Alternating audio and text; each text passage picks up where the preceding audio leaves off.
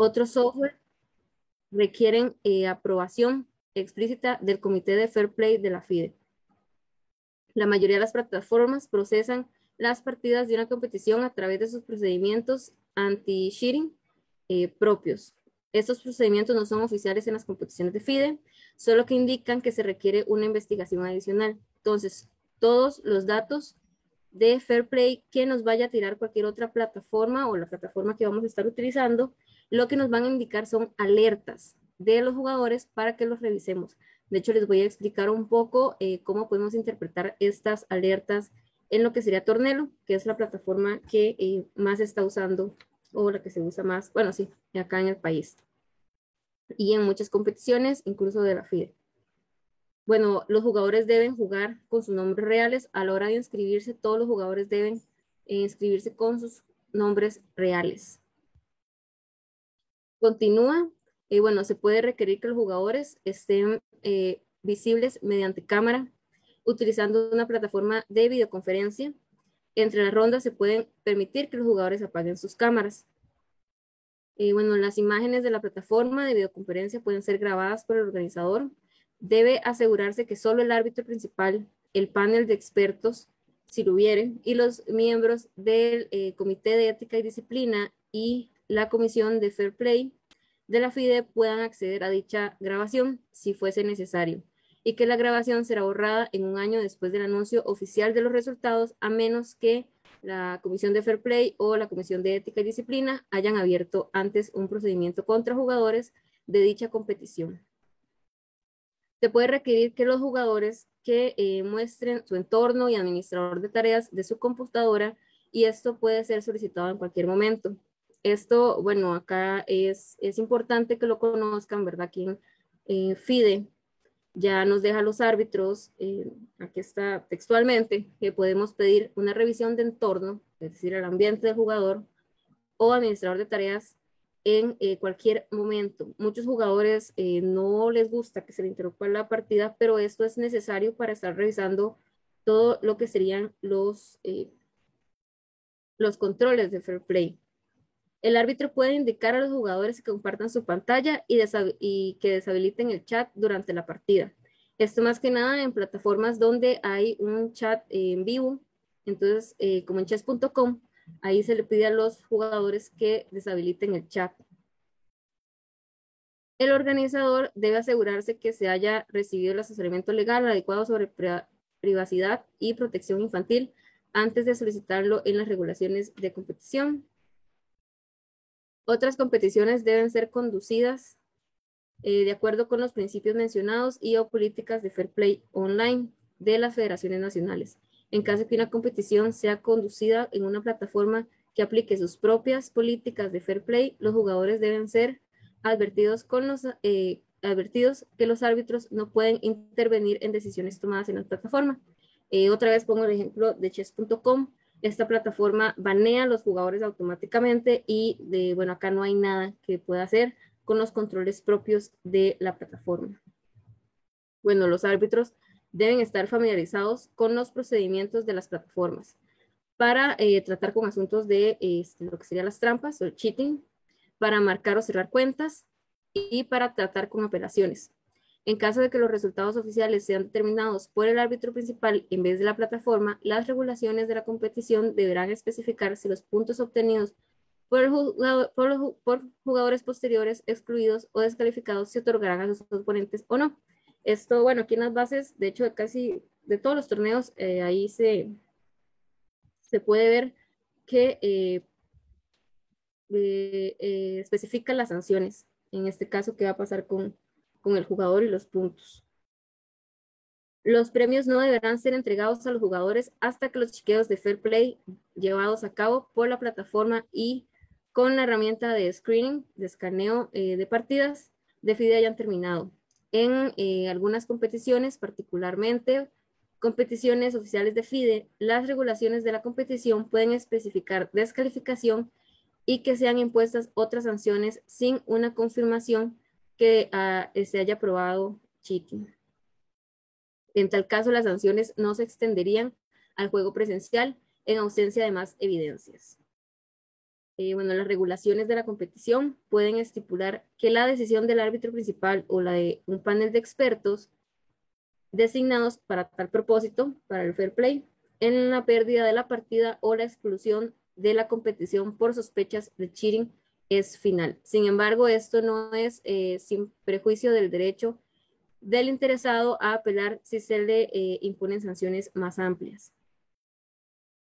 La Comisión de Fair Play puede crear una subcomisión o un grupo de trabajo dedicado exclusivamente al arbitraje en línea. Las regulaciones de la competición no pueden estipular que todos los asuntos de fair play de la competición son responsabilidad exclusivamente de la plataforma.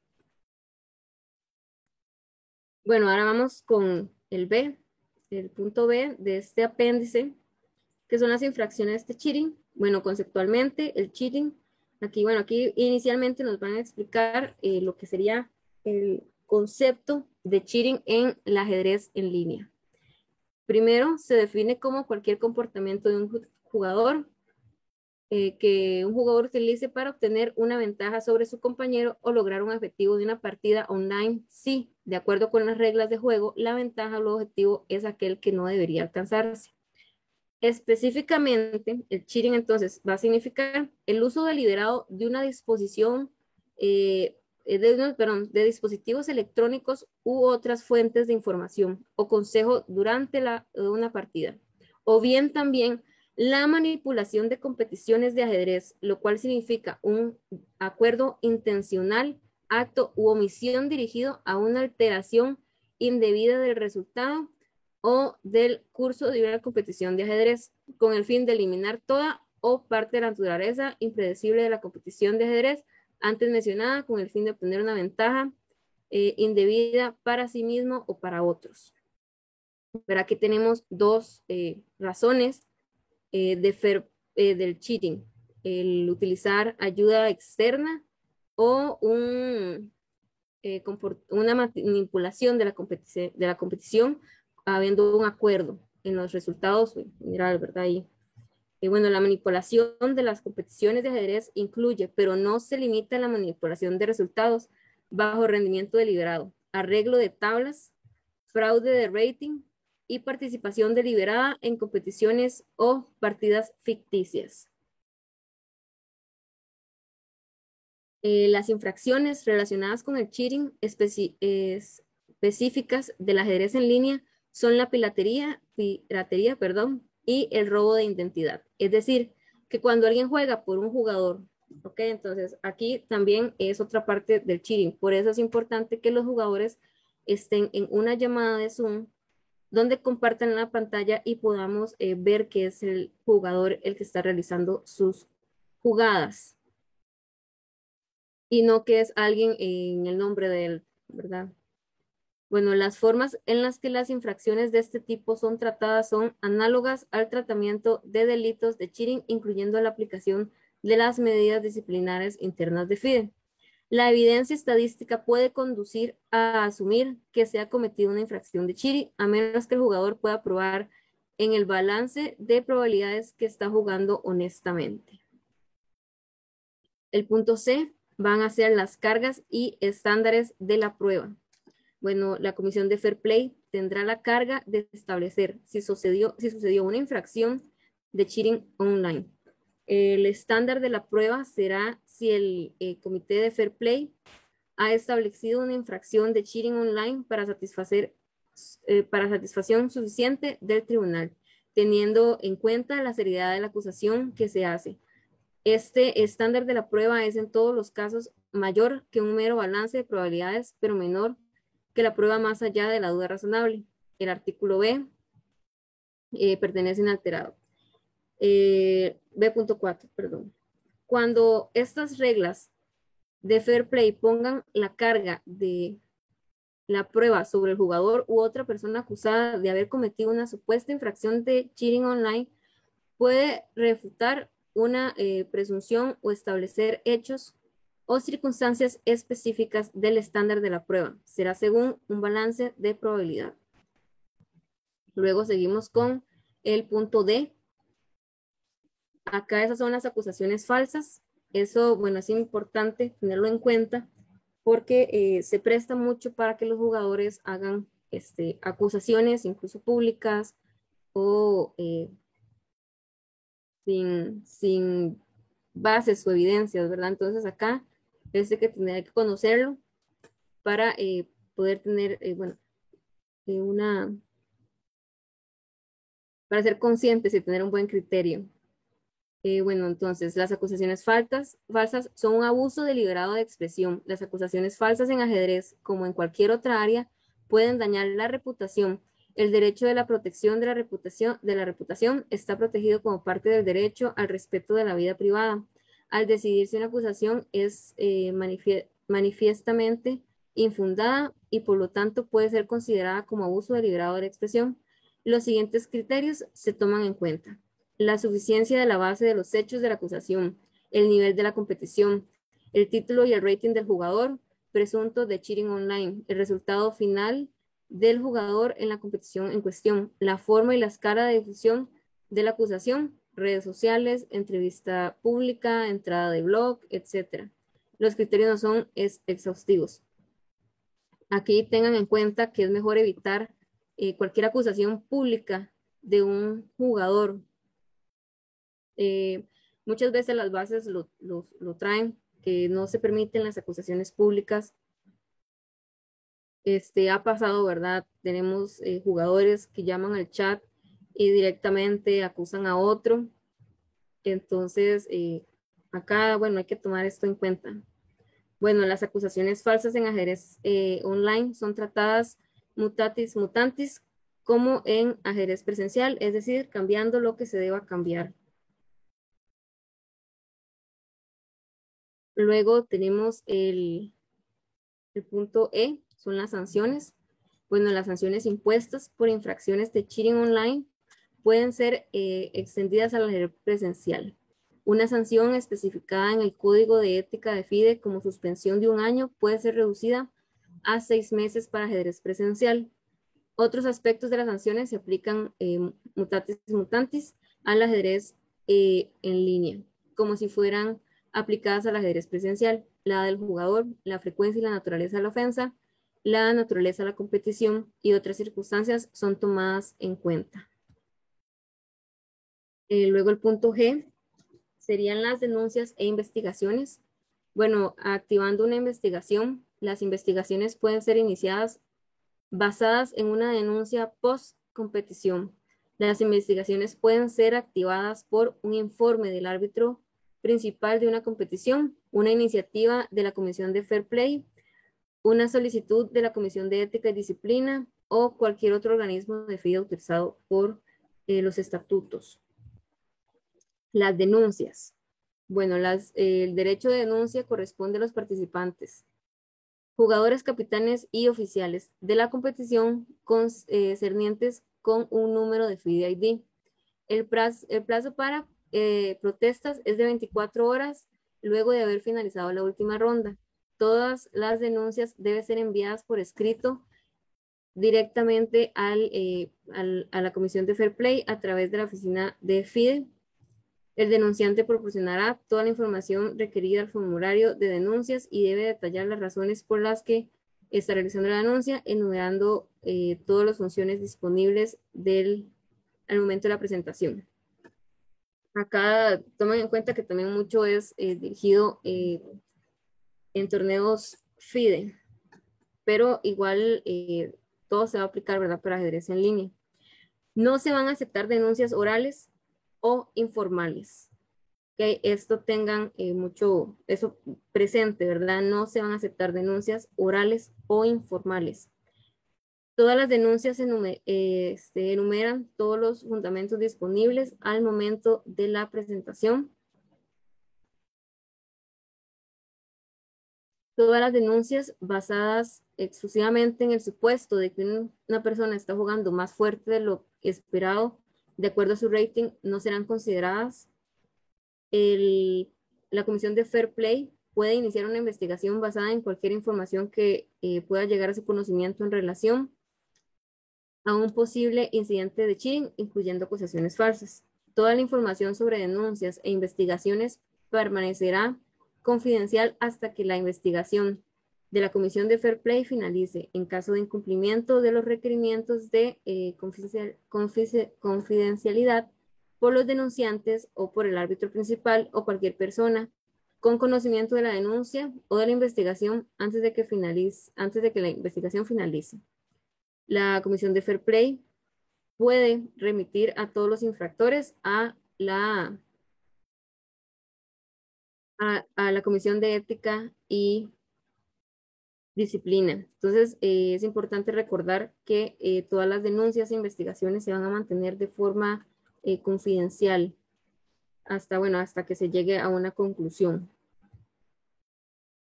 La comisión, bueno, ahorita vamos con el punto H, que es el procedimiento de la investigación.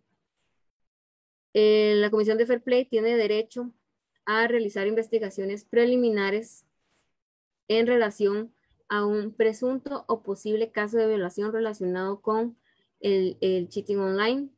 Si una denuncia es inadmisible o manifiestamente infundada, la Comisión de Fair Play puede rechazarla por voto de la mayoría.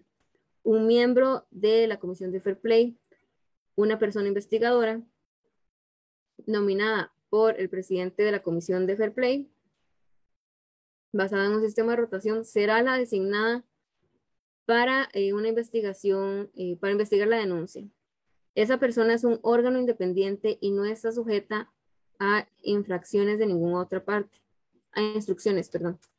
La persona investigadora considerará la evidencia estadística presentada. Además, considerará toda evidencia física y observacional recolectada como parte de la investigación, si lo hubiera. Puede además recolectar evidencia adicional en el grupo de su investigación. Se solicita a los jugadores, organizadores, árbitros, federaciones nacionales, anfitriones de las plataformas en línea donde las partidas fueron jugadas y otras partes que cooperen con la persona investigadora. De no haberlo, pueden resultar en el envío a la Comisión de Ética y Disciplina. La persona investigadora va a investigar cada caso dentro del tiempo razonable, usualmente no más de 2 semanas. Al finalizar la investigación, la persona investigadora preparará un reporte a la Comisión de Fair Play para consideración, indicando la acción que activó la investigación, las circunstancias del hecho, los descubrimientos de la investigación y las sanciones propuestas. El reporte puede abarcar cualquier otro incumplimiento de las regulaciones de FIDE halladas por la persona investigadora. La Comisión de Fair Play puede solicitar a la persona investigadora considerar hechos adicionales y o llevar adelante investigaciones adicionales. Una vez que un reporte es considerado final por la persona investigadora, la Comisión de Fair Play decide por voto mayoritario si el caso se enviará a la Comisión de Ética y Disciplina para ser juzgado. Si el caso no se envía a la Comisión de Ética y Disciplina, se considerará rechazado. La Comisión de Fair Play enviará un fallo al denunciante y a la persona acusada. Si la Federación Nacional de la persona acusada estuviera involucrada, será informada también. Y luego seguimos con lo que son las reglas del procedimiento. Bueno, el plazo de prescripción es de 1 año luego de la última ronda de la competición en línea en cuestión. El idioma de trabajo de la persona investigadora es el inglés. La persona investigadora puede, a solicitud de cualquier parte, autorizar un idioma que no sea el inglés para utilizar por las partes involucradas. En ese caso, la persona investigadora puede solicitar a alguna o todas las partes que se hagan cargo de los costos de traducción e intérprete. La persona investigadora puede solicitar que todos los documentos sean enviados en otro idioma que no sea inglés. Puede solicitar que sean enviados, sean presentados junto con una traducción certificada del idioma en procedimiento. Si la persona investigadora no desestima el caso, la persona acusada debe ser informada por escrito, ya sea por carta, email o cualquier otra manera. El caso dependiendo y se le otorgará el derecho de presentar a la persona investigadora cualquier declaración y documentos de apoyo en su posición. El denunciante y la persona acusada tienen el derecho de ser representados o asistidos por personas de su elección. Los documentos relacionados con el proceso deben ser enviados por escrito, preferiblemente por email. Cada parte involucrada en una investigación es responsable de sus propios costos, directa o indirectamente asociados con el caso. Cuando una persona sujeta a jurisdicción disciplinaria de otra comisión de FIDE es parte de una investigación, el comité de Fair Play puede proporcionar la información relevante a esta comisión de FIDE. Y por último, tenemos el punto J, que es la condición para participar en un evento deportivo en línea. Bueno, entonces, al participar en la competición, cada jugador acepta las medidas mencionadas anteriormente como condición para participar y acepta su participación sujeta a estas medidas. Específicamente, el jugador acepta que sus partidas sean chequeadas por una herramienta de screening online, de escaneo, y acepta que podría enfrentar sanciones disciplinarias. Entonces, bueno, rápidamente, este sería el apéndice, ¿verdad? Yo les traigo un poco más explicando todas las otras. Esto quería nada más como que lo leyéramos en voz alta, considerando, ¿verdad? Que ya también estamos para el evento del Centroamericano y del Caribe de categorías menores.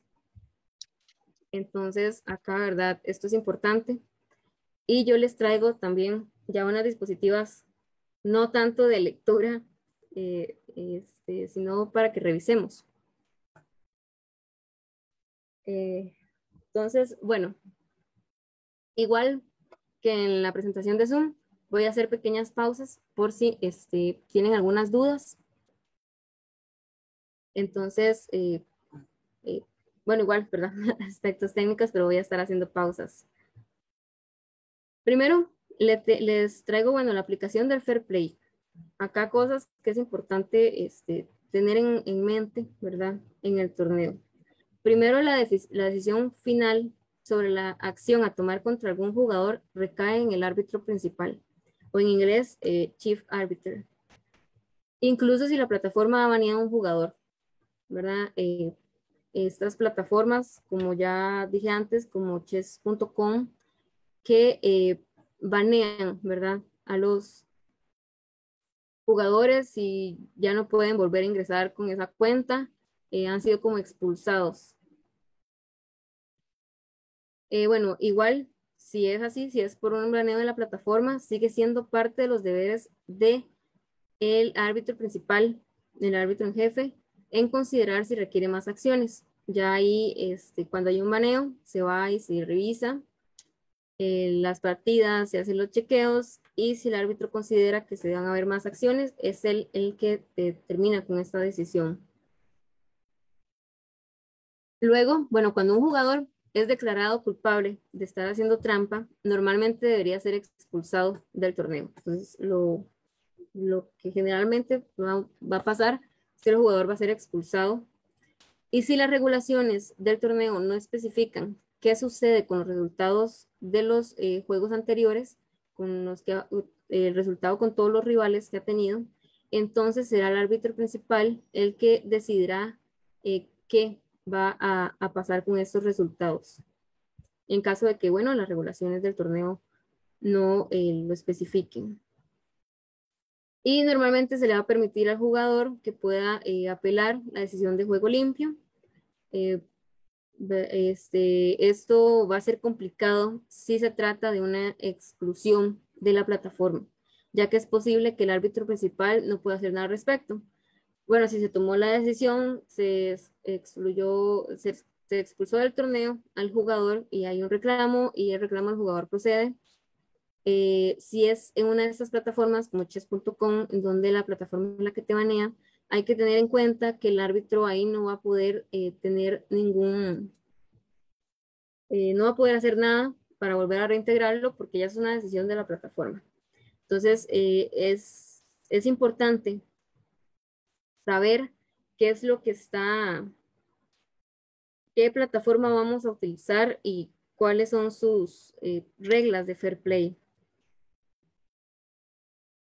No sé si tienen alguna duda con esta la aplicación del fair play.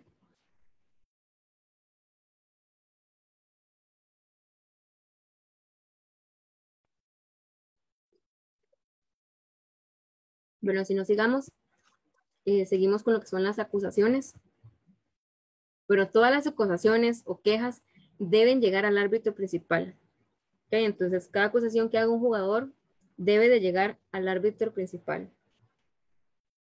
Excepto, ¿verdad? Bueno, en caso de que la queja sea sobre el árbitro principal. En este caso, si es una queja del jugador a un árbitro, bueno, al árbitro principal, deberá la acusación llegar al deputy o al árbitro adjunto.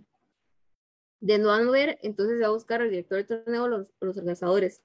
Si es una acusación de un árbitro, al árbitro principal, va a llegar directamente al organizador del evento. Después de ahí, todas las quejas o acusaciones que tengan los jugadores van a tener que llegar al árbitro principal. Entonces, yo, si soy un árbitro adjunto o un árbitro asistente y alguien me va a hacer una queja, entonces yo lo dirijo al árbitro principal. Bueno, todas las quejas deben de hacerse por escrito. Como ya vimos en el apéndice, no se van a aceptar acusaciones, ¿verdad? No debemos aceptar ninguna acusación oral o informal.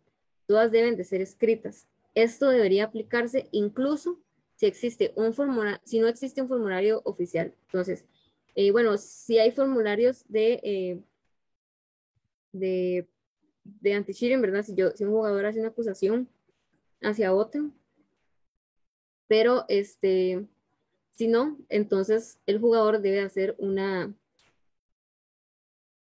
bueno, su acusación debe venir por escrito de manera formal, con todas las evidencias que crea.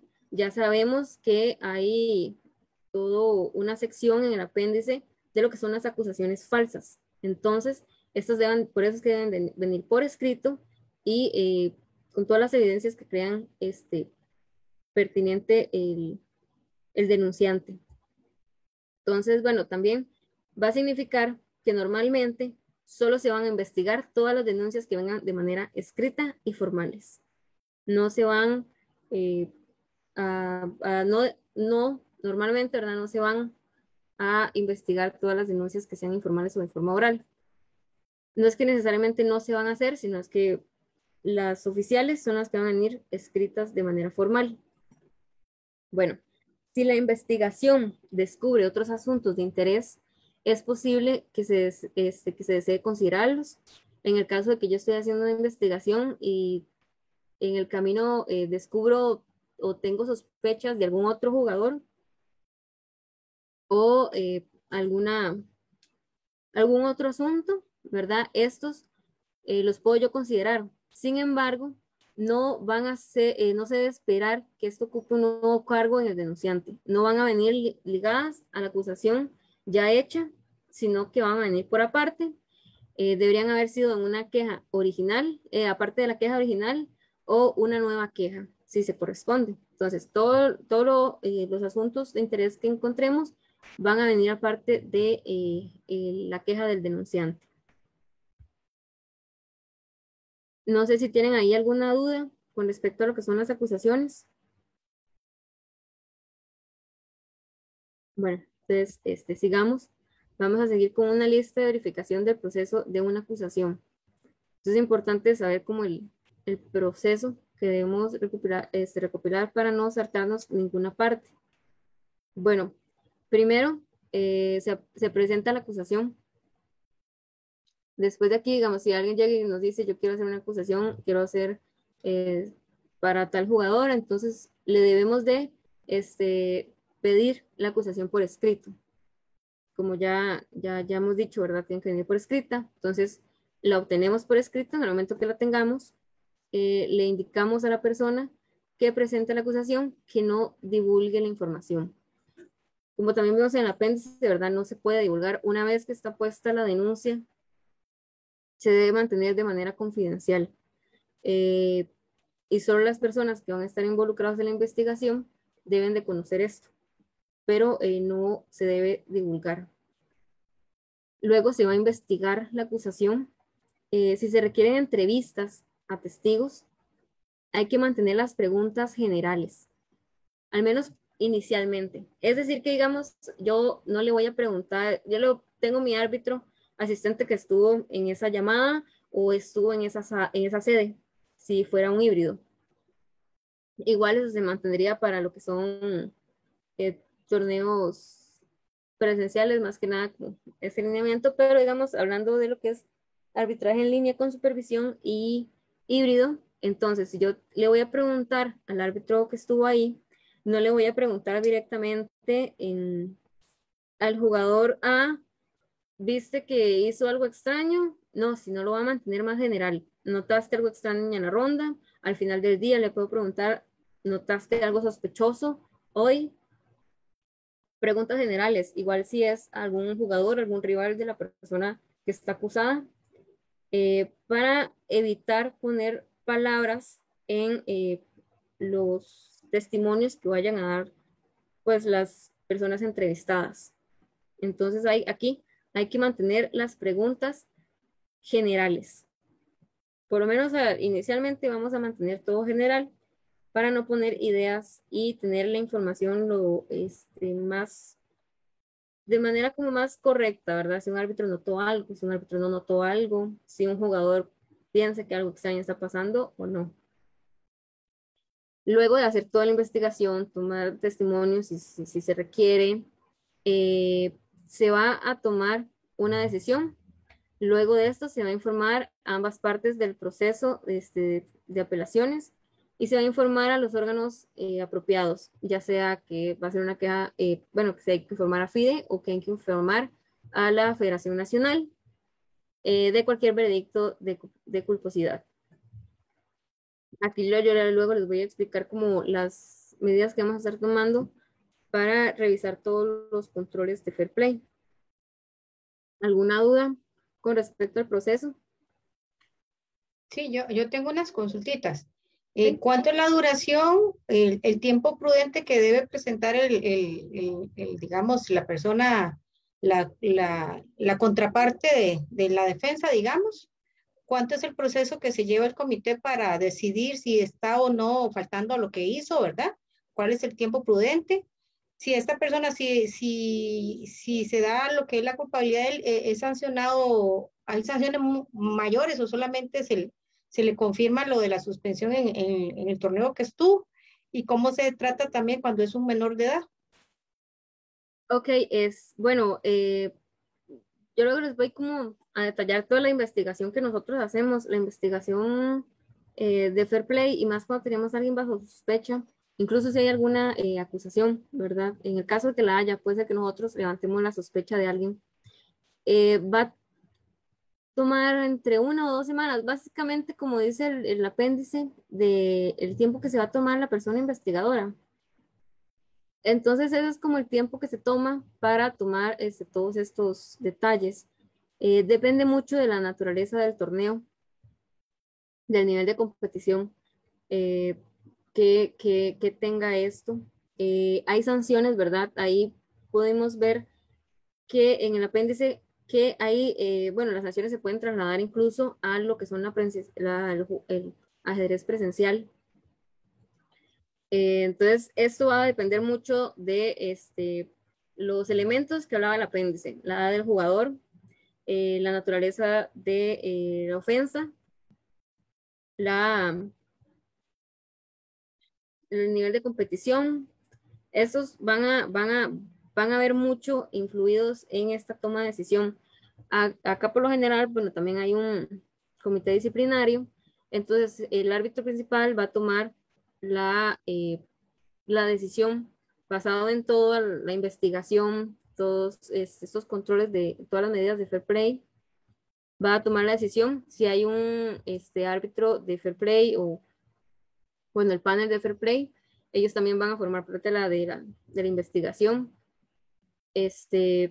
Se va a hacer lo más exhaustivo posible, ¿verdad? De hecho, se revisan mucho las cámaras, se pasan horas en eso, entonces puede llegar a durar por ahí Ya después de esto pasa al comité disciplinario y ellos van a tomar esa decisión si hay alguna sanción extra a la de la exclusión del torneo y la de quitar los puntos obtenidos en las rondas que jugó, ya sea todas o parte de ellas.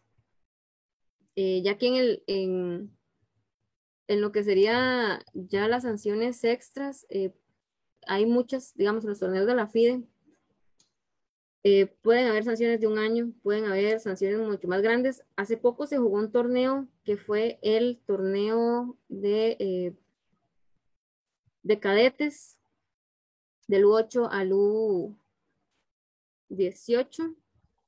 Acá, digamos, sancionaban. Y bueno, una de las sanciones era que sí se encontraba la culposidad de manera contundente, claro, de manera contundente, ¿verdad? Podían sancionarlos hasta 15 años. Pero claro, ¿verdad? Tenía que ser de manera contundente.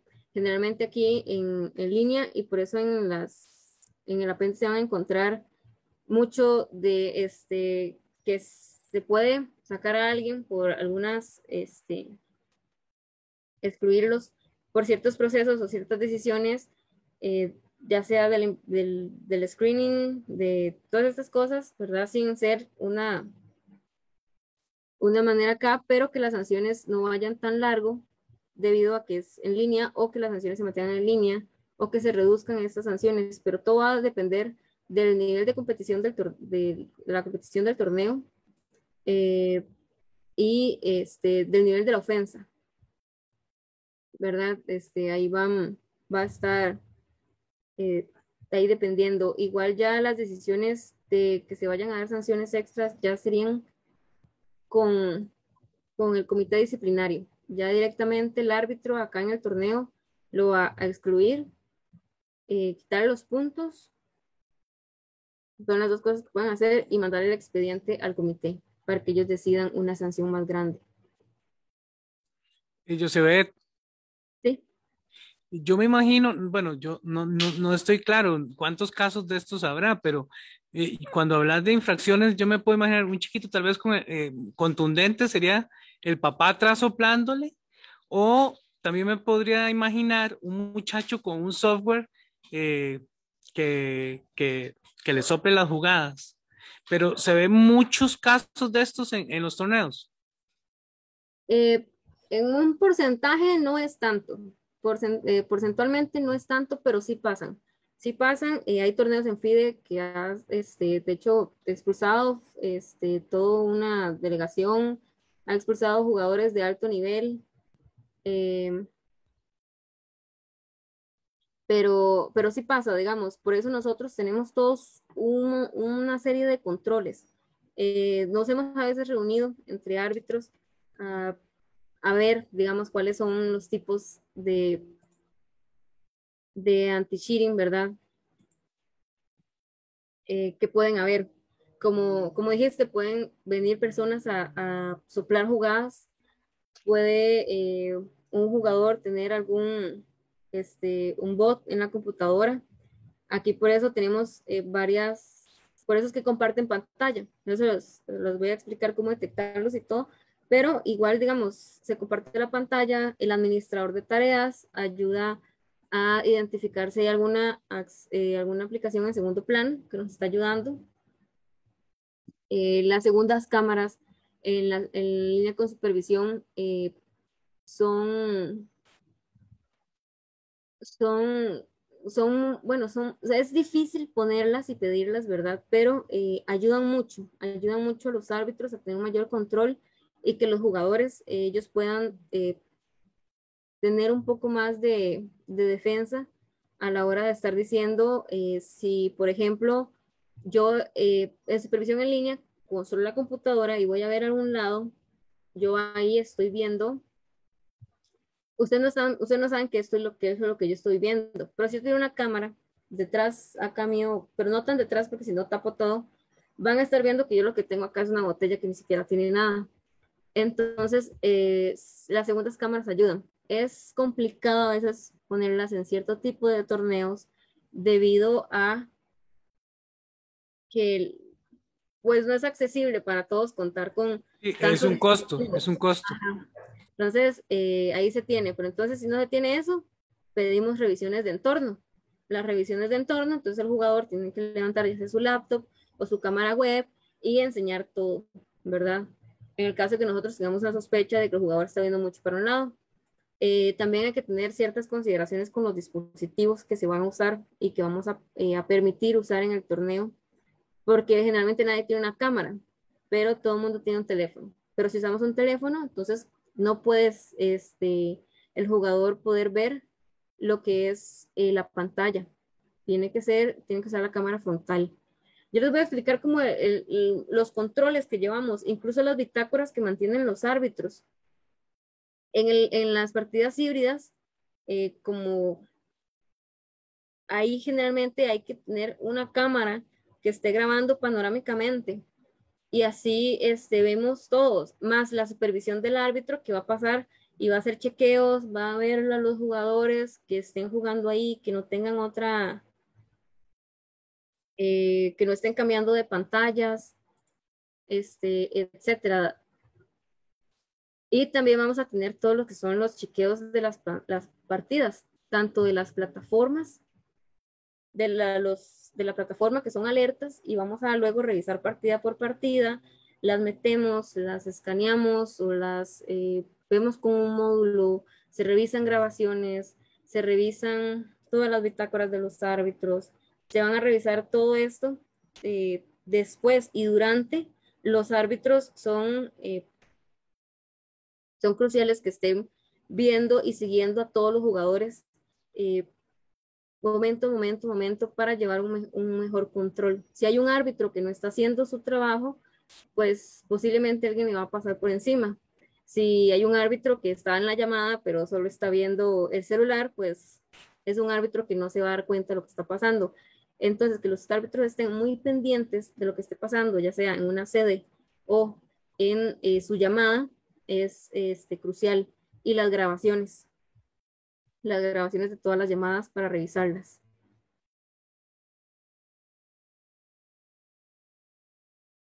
No sé si contesté o hay alguna otra consulta. Igual vamos a ver todas estas medidas y analizar un poco datos.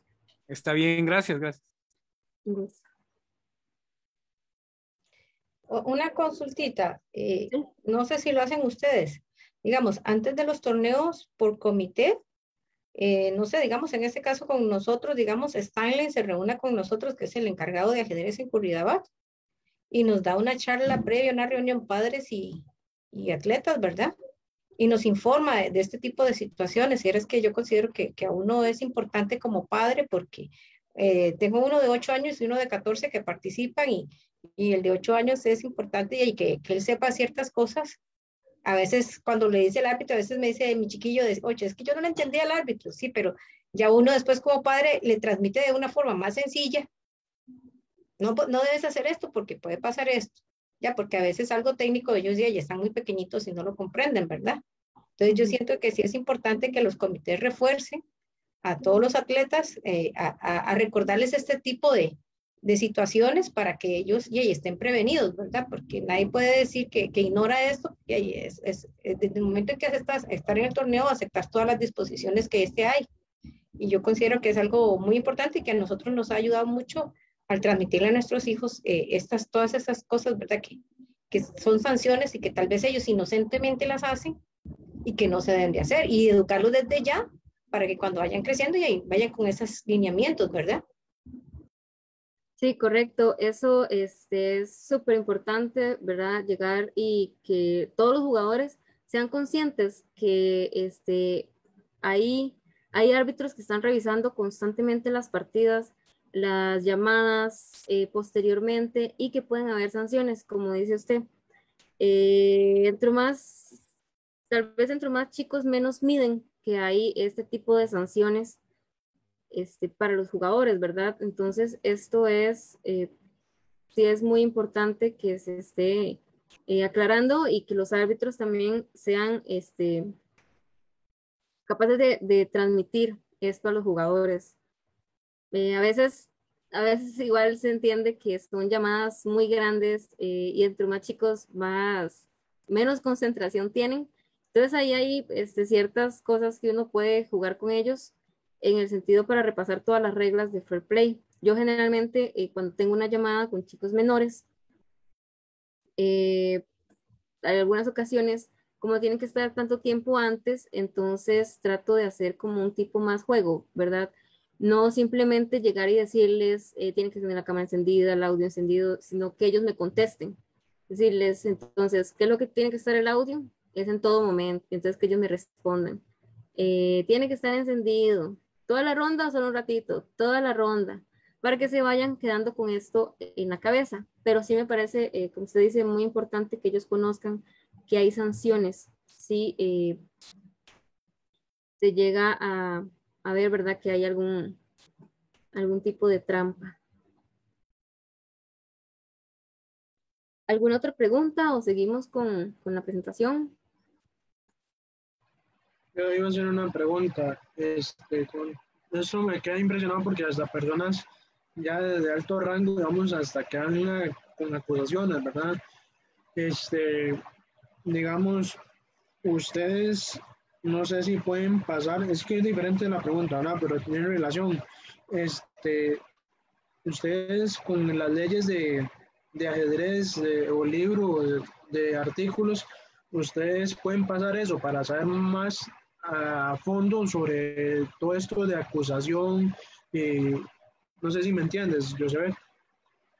Sí, sí, tal vez se entienda como casos que se hayan puesto entrevistas. Hace poco, de hecho, creo que expulsaron a una muchacha de un torneo, no me acuerdo cuál, pero un torneo de élite. Sí, salen noticias, salen bastantes. Igual uno puede buscar en FIDE, chess.com se mantiene muy activo en lo que son los artículos. Entonces ahí uno tal vez se pueda meter y buscarlos. En la FIDE van a encontrar todo. Generalmente está en inglés, casi, pero ahí van a poder encontrar todo lo que son las sanciones, los comités que hay, las personas que están en esos comités y todas estas cosas, ¿verdad? Ya ahí para ver cuáles son las sanciones, incluso de FIDE, ¿verdad? Ya hay torneos de FIDE donde ellos se ponen muchísimo más estrictos.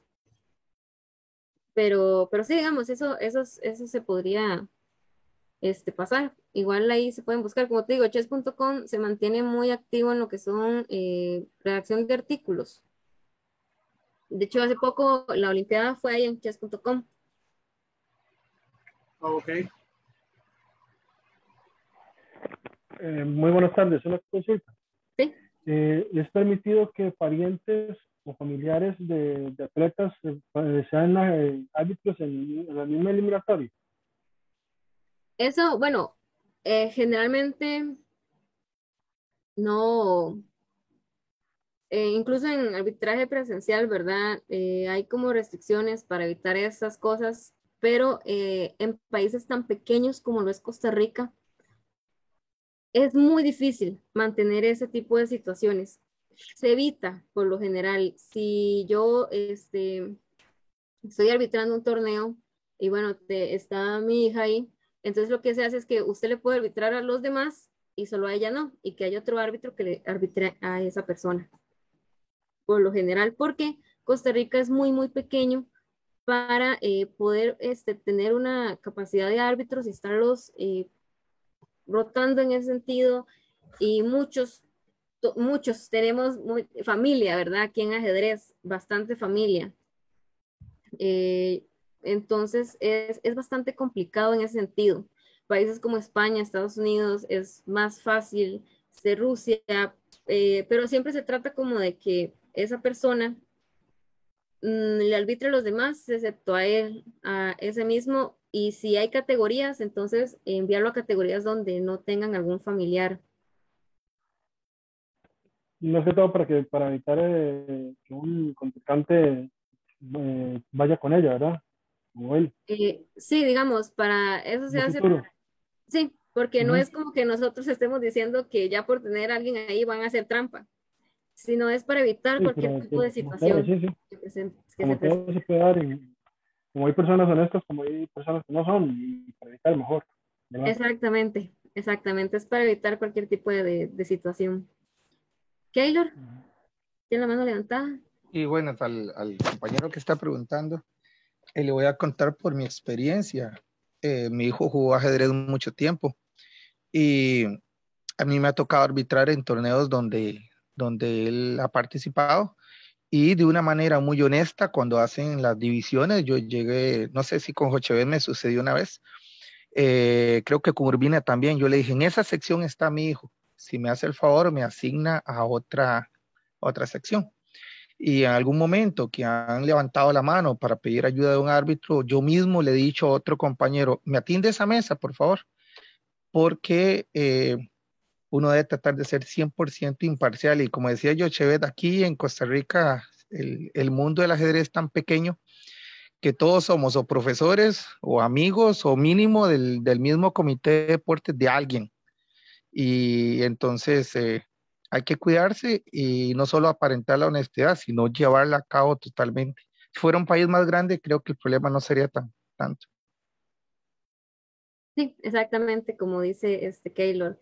Así incluso, digamos, yo siendo un árbitro pido que no, me curo en salud de que no vayan a ningún jugador levantarme un falso, o bien que puede ser que yo, sí, en el caso que yo esté siendo completamente honesto. No creo que sea tanto disculpe, no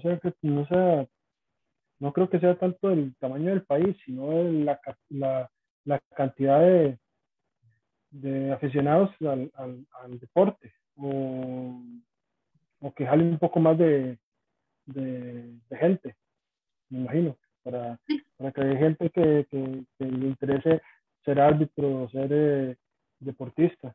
Como es un deporte no son casi que todo el mundo que escoge, sino hay otras disciplinas que son más que la gente decide mejor formar parte. Sí, exactamente, digamos, es así, es porcentualmente. Somos un país pequeño, entonces el porcentaje de la comunidad ajedrecista es más pequeño y el porcentaje de árbitros es aún más pequeño. Entonces, sí, como dice usted, somos una comunidad muy pequeña realmente, pero sí se busca casi siempre en lo posible evitar ese tipo de situaciones, pero hay algunas situaciones que se nos escapa, pero sí tratamos de evitarlo. No sé si hay alguna otra consulta o seguimos.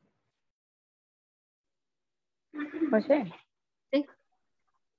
la revisión del entorno, ¿cómo la están haciendo? ¿La hacen en sala aparte? ¿Participa solo un árbitro o varios? En el caso sobre todo de niños y menores de edad. Ajá, en la revisión de entorno, por lo general, depende, ¿verdad?, del torneo. Se lo pedimos ahí en la sala y principal, ¿verdad? Se le pedimos que nos muestren más que nada el escritorio. Casi siempre a veces lo hacemos inicialmente, depende de los torneos, pero si ya comenzaba la ronda y todo, y es muchísimo mejor y lo hacemos de que se los lleven a una sala aparte. Entonces detenemos la partida, les decimos a los jugadores que van a ir a una sala aparte y que nos muestren la revisión de entorno, ¿verdad? Un jugador con un jugador, y se va con un árbitro, porque así incluso el árbitro va a poder tener un mejor control si solo está un árbitro enfocado en eso. Sí, como dice Rebeca, es importante, ¿verdad?, que consideremos que hay muchos menores de edad. Igual hay una cuestión de privacidad, ¿verdad?, con respecto a lo que sería el entorno. Eso tratamos de respetarlo en lo posible. Y las grabaciones se quedan entre el árbitro principal y si hay un árbitro de fair play. No son públicas, no tratamos de ir a verle toda la casa al jugador, sino de ver las cosas que nos interesan. Generalmente lo hacemos si el jugador eh, lo vemos con un comportamiento sospechoso. Si vemos que ve para un mismo lado, entonces lo que queremos ver es ese sector, no ir a revisarle cajones al jugador. Por eso casi siempre lo que buscamos es revisar detrás de la computadora o en el escritorio. Y bien, si tenemos la sospecha de que el jugador está viendo mucho para un lado, que uno llega y ve que cada 5 minutos vuelve a ver hacia un mismo lugar, pues entonces eso es lo que queremos ver. Ya nosotros también hemos como probado, ¿verdad? Qué tanto los ojos se desvían para ver el reloj en tornelo. Entonces tenemos como una medida de si mis ojos están aquí, a que si mis ojos están viendo para allá. Entonces eso lo revisamos. También pedimos la revisión de entorno para que el jugador, si tiene algún dispositivo cerca, ¿verdad? Entonces lo podamos detectar. Y es igual que en un torneo presencial. El que tiene algún dispositivo que no sea el dispositivo de juego, o bien en el caso que se pide una segunda cámara, si no es ninguno de estos, no puede estar y se descubre que hay uno, pierde la partida. Pero si se busca, lo mejor es llevarlo a otra sala, para que así un árbitro incluso pueda comunicarse con él por audio. Es bastante complicado comunicarse por medio de lo que es el chat. Cuando decimos, no, es que queremos ver más allá, más allá. Entonces ahí todo eso lo llevamos, es mucho mejor por audio. Gracias, José. Diego. Sí, gracias. Digamos, cuando uno hace eso, tal vez, ¿cuántas veces podría hacerlo uno o después de cuánto tiempo? Porque obviamente uno no va a estar cada 5 minutos porque uno está así como que está con la duda y que ya lo va a cachar, ya lo va a cachar, pero también se puede interpretar como de cierto acoso, tampoco es como, entonces tenemos que tener cuidado, entonces ojalá, eh, ¿cuál es la recomendación con base a la experiencia que ustedes han tenido? Que, bueno, si la partida es de 1 hora cada uno, tal vez darle chance como al minuto 30 o darle chance después de 15 minutos. Si lo hicimos una vez, no volverlo a hacer hasta después de media hora. Digamos, con respecto a eso, ¿cuál sería más o menos una instrucción general? Recomendación. Sí sería, como digamos, dependiendo del tiempo, ¿verdad? Muy diferente si tengo 30 minutos para cada jugador, a si tengo 1 hora y 30 para cada uno.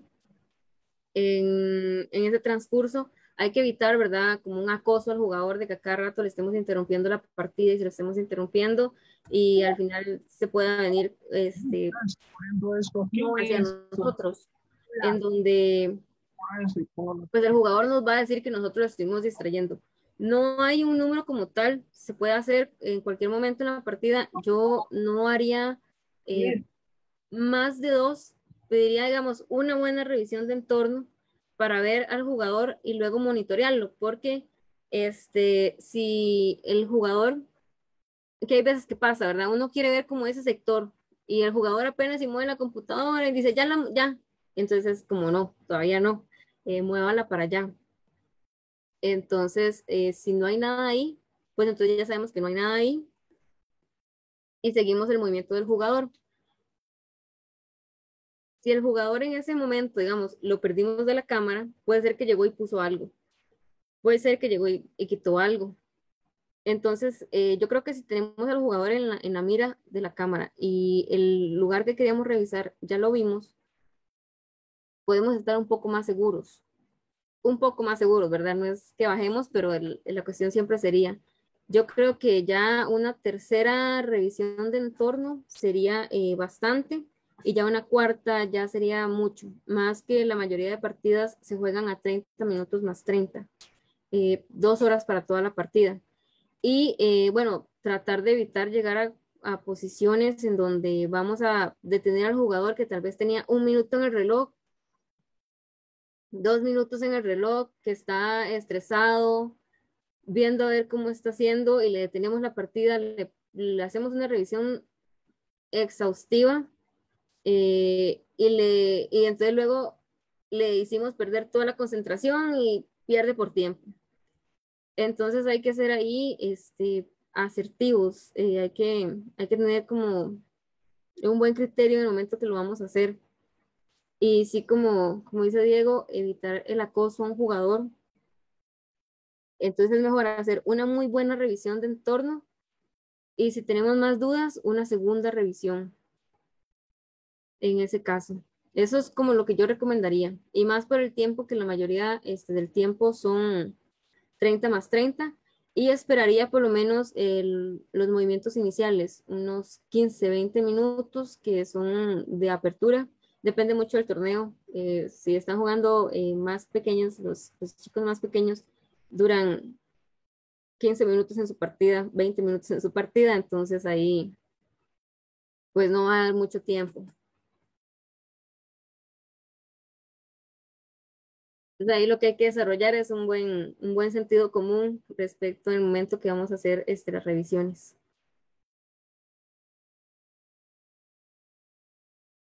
No sé si hay alguna otra duda.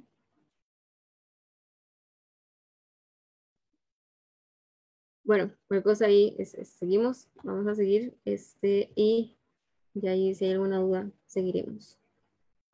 Bueno, vamos a hablar un poquito ya más de números. Vamos a empezar con los conceptos de Regan y luego vamos a ver los conceptos de Tornello para lo que sería el anti-cheating.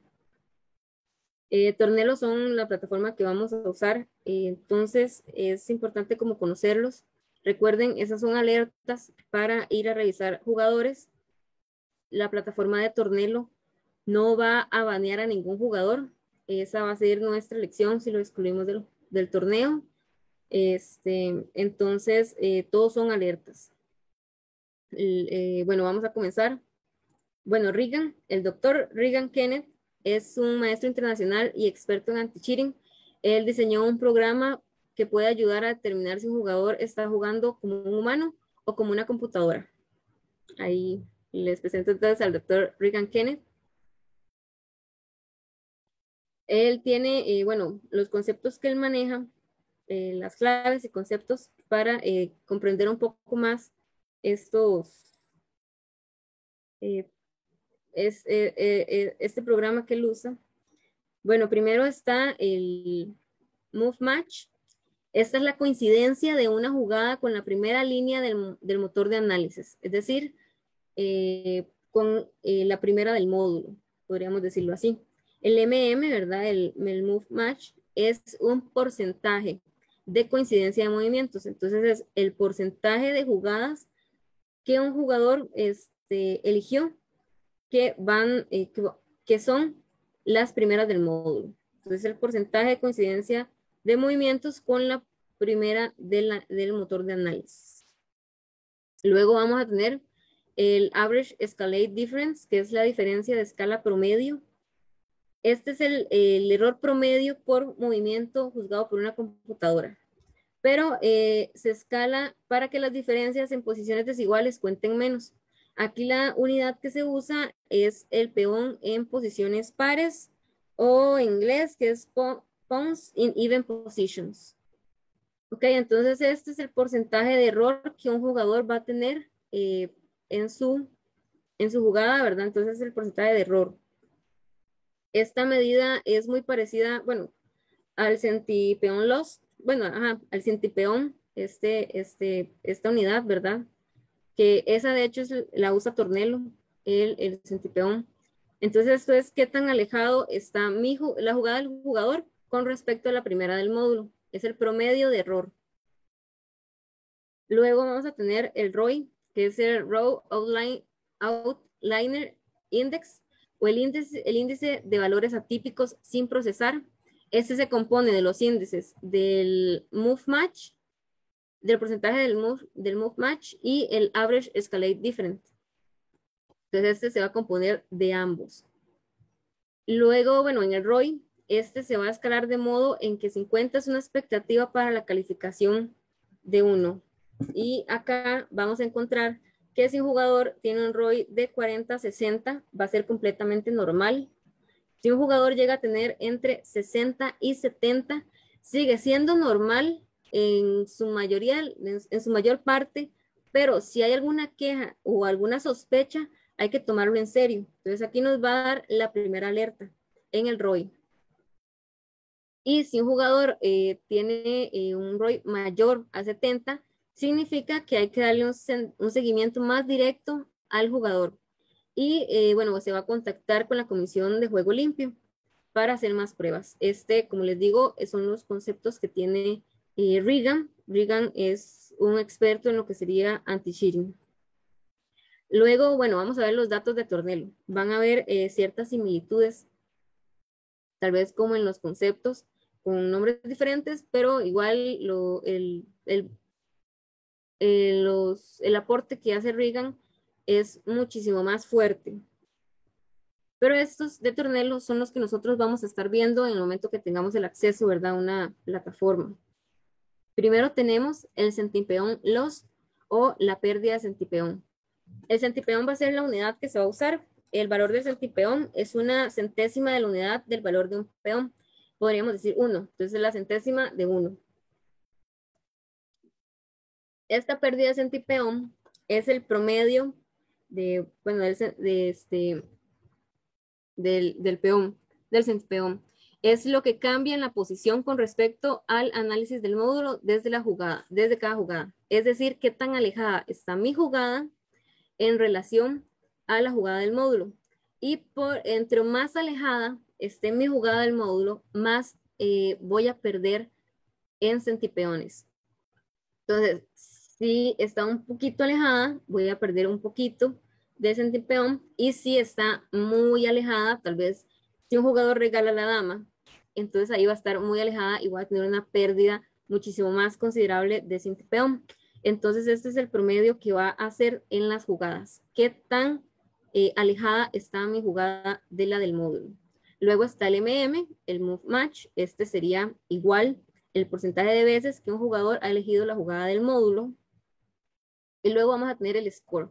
El score es una valoración final, donde los jugadores que tienen este número más elevado es de mayor cuidado. En esto va a influir el elo de cada jugador para tomar la alerta. Entonces tenemos que considerar el elo de los jugadores cuando vamos a hacer la revisión y tenemos una alerta.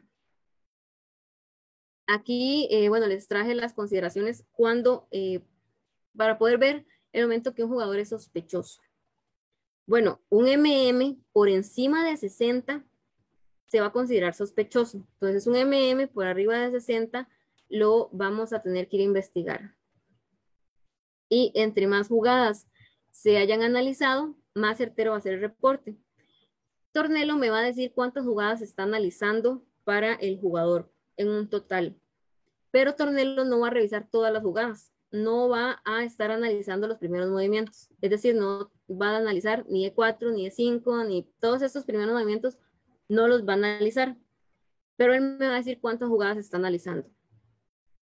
Luego un CPL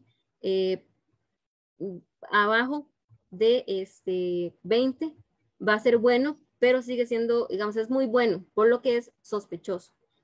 Entonces aquí podríamos entender que un MM muy alto es sospechoso y un CPL muy bajo es sospechoso, porque quiere el MM entre más alto, más jugadas del módulo estoy haciendo, y un CPL entro menos sea el número, menor, también estoy haciendo jugadas muy buenas donde no estoy perdiendo centipeón. Con el score, ahí perdón, lo escribí mal, pero digamos, este es el score. Bueno, un maestro en un buen día va a lograr un 40 de score.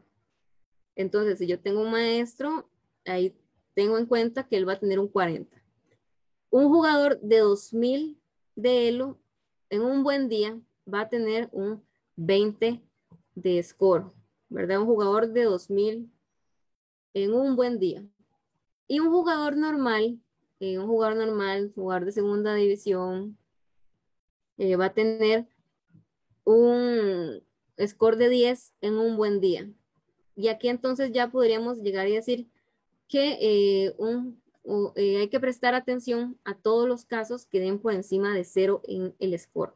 El score generalmente, jugadores se va a permanecer en menos 0 para muchos jugadores, más jugadores de cuarta, tercera. Entonces, esto podríamos ver lo que se va a mantener abajo. Entonces, si vemos que un jugador tiene un score por arriba de 0, vamos a ir y analizar el caso, teniendo en cuenta que, ¿verdad? Un jugador de 2000 va a tener un score de 20, sería normal si tiene un muy buen torneo.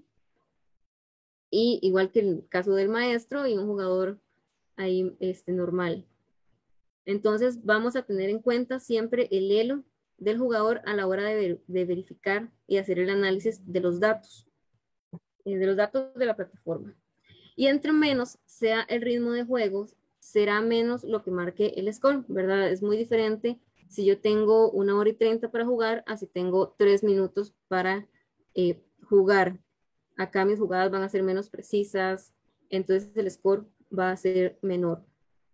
Entonces, hay que tomar en cuenta cuando tenemos un jugador que tal vez está en un blitz jugando asombrosamente con un score muy elevado. Solo es para tomar en cuenta. Como decía el apéndice, de verdad, todos estos datos de los sistemas van a ser alertas para ir y revisar al jugador. Yo aquí les traigo ejemplos, ¿verdad? De cómo vamos a ver el análisis de Fair Play en Tornelo. Bueno, primero nos va a aparecer el número del jugador. Yo aquí los traigo disparejos para que los podamos ver. El nombre del jugador, va a venir el rating. En este momento, en la página de Tornelo, se puede usar el rating FIDE. Uno introduce a los jugadores con el rating FIDE. Se puede ya procesar para el elo nacional. Esto hay que ir a... la idea es meter el elo nacional para tener un análisis más exacto, ¿verdad? Para tener el elo de los jugadores. Para que no me revise el elo de jugadores FIDE, cuando uno sabe que muchos jugadores tienen una brecha enorme entre el elo FIDE y el elo nacional. Y también hay que considerar el elo en línea. Hay muchos jugadores que se mantuvieron jugando en el año y entonces ahí su elo ha ido bajando o subiendo. Entonces hay que considerarlos. Luego vamos a ver el número de juegos, el número de partidas que se está analizando estos datos, el resultado que tuvo cada jugador, el movimiento, los movimientos que se están analizando. Como les digo, aquí Tornelo me pone la cantidad de movimientos que va a analizar de cada jugador. Solo no va a contar los movimientos iniciales. Puede ser que un jugador haya durado 40 jugadas, a otro haya jugado solo 13. Luego viene el Centipede Lost. El porcentaje del MM es el siguiente. Y luego el score. El análisis va a venir de la mano del score y son los niveles de alerta. El nivel de alerta más alto va a ser el D en rojo y el más bajo va a ser el A en verde. Entonces aquí vamos a estar analizando, bueno, esto les voy a explicar un poco cómo lo podemos ir interpretando. Bueno, primero tenemos el jugador A que sale en un nivel de alerta en D, en rojo. Pero vemos que es un jugador de 2029 y su score es de 20. Va siendo muy normal para este jugador porque, bueno, es un jugador de 2000. El MM está siendo alto y el CPL está siendo bajo. Más que nada me va a tirar la alerta en rojo debido a ese MM que está llegando casi a 60. Entonces, igual me dice, lo que me dice es, vaya y revise. Yo puedo venir acá y revisar, acá le traje como la lista del elo. El elo nacional, este es un jugador de 2130 y el elo en línea viene siendo 97. La lista de jugadores de lista de rivales de este jugador. Bueno, aquí yo tengo que va a venir el jugador que jugó la primera partida. Va a ser un jugador de tercera división en elo nacional, pero no tiene elo FIDE. El segundo rival es un jugador de tercera división, igual, sin elo FIDE. Luego vamos viendo este tercer jugador, bueno, en elo FIDE ya tiene 1259, igual era de tercera división. Entonces va a tener estos rivales que en comparación a fuerza son inferiores, ¿verdad? Tienen una diferencia de elo considerable. Y el último va a ser un jugador bastante fuerte. Este jugador, acá podemos ir a analizar sus partidas, ver y decimos, bueno, este es Realmente esta alerta se ve bastante normal para un jugador de 2000 y más considerando los rivales que seguramente han cometido bastantes errores y sus partidas no han sido tan fuertes, ¿verdad? Entonces aquí lo recomendable es ir y revisar cada partida y sacarla con cada uno, ir a revisar las cámaras y preguntarle a los árbitros en general si vieron algo sospechoso con algún jugador. Luego, ¿verdad? Vamos a tener el caso de este segundo jugador. Este jugador acá parece que no tiene el OFIDE y tiene una alerta en rojo, pero tiene un score de -21, que parece completamente normal, según a lo que expliqué anteriormente. Y un CPL bastante alto, lo que igual está fuera de sospecha, pero marca en D debido al MM. El MM estamos viendo que va a llegar casi a 60. Entonces, acá igual vamos y vamos a revisar al jugador. Este jugador no tiene el OFIDE, pero es un jugador en la lista nacional de 1951 y en Elo en línea 1923. Entonces estamos hablando que es un jugador de segunda división en el país que no ha jugado ningún torneo FIDE porque no está rankeado. Entonces esto parece bastante normal para un jugador de segunda división. Y los análisis lo que me dicen es que este jugador ha jugado, valga la redundancia, partidas donde se mantiene jugando muy estable y en un momento hace un error fatal. Aquí lo mejor igual es ir a revisar sus partidas, ir a revisar sus rivales. Los rivales de él fueron de segunda y tercera división. Entonces, no se ve tan complicado, se revisan las partidas, se ve partida por partida. Igual en Tornelo, partida por partida, me va a tirar un CPL y un MM de cada una para yo poder revisar. Igual yo cuando entro al jugador me va a tirar un porcentaje parecido al de que estamos viendo acá, pero con cada jugador. Para que yo lo tenga en general, igual van a ser alertas. Lo mejor igual es ir a revisar partida por partida. Y bueno, aquí interpretamos que es por esto. Es el MM, por lo que me está tirando este jugador en D. Luego vamos a tener el nivel C. Este es un jugador igual 2052 en Elo FIDE, ¿verdad? Aquí vamos a tener en consideración que en Elo Nacional es 2133 y en Elo en línea 2084.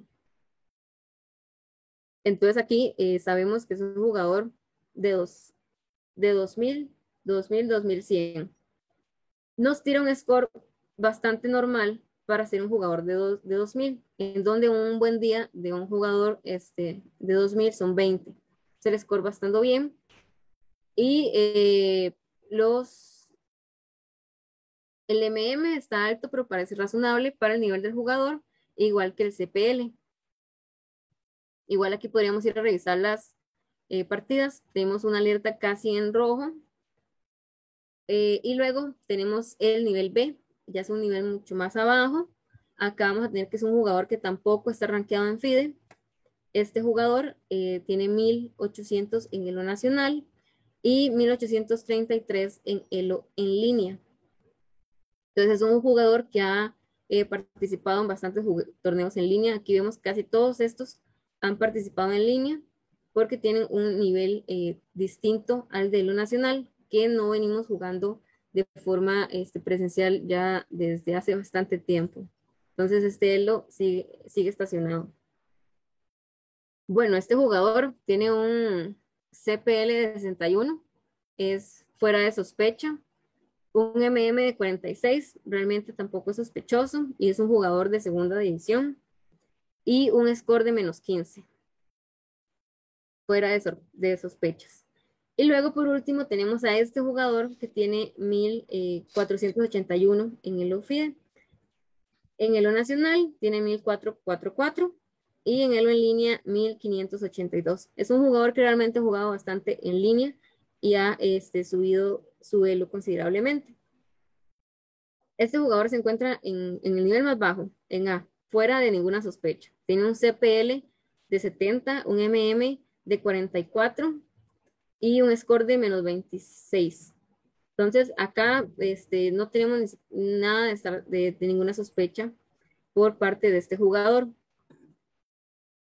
Acá es muy normal que vayan a encontrar jugadores en un torneo que tengan un CPL de 124, un score de menos 70.